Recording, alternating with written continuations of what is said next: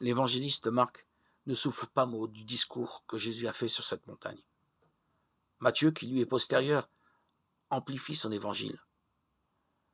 Le discours n'apparaît qu'avec lui.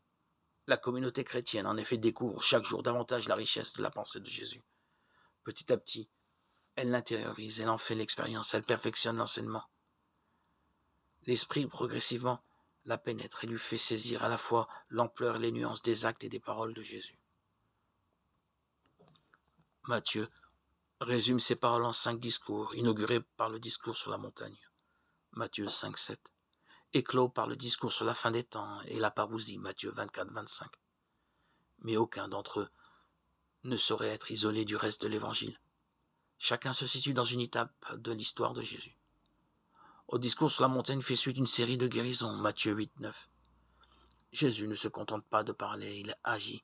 Plus encore, il affirme par ses actions miraculeuses que, en lui, la parole de Dieu est efficace. Le royaume annoncé est pour aujourd'hui l'aujourd'hui de tout homme. Le royaume de Dieu n'est pas une promesse vague, il réalise ce que Jésus annonce. Il apporte la vie. En Jésus, Dieu a réussi son œuvre.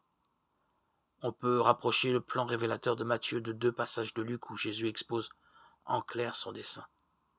Jésus se présente comme le réalisateur des promesses. Luc 4, 16, 22. Il se fait reconnaître au signe de la bonté et de la tendresse de Dieu. Luc 7, 18, 23. Il prouve que le royaume de Dieu est enfin réalisé.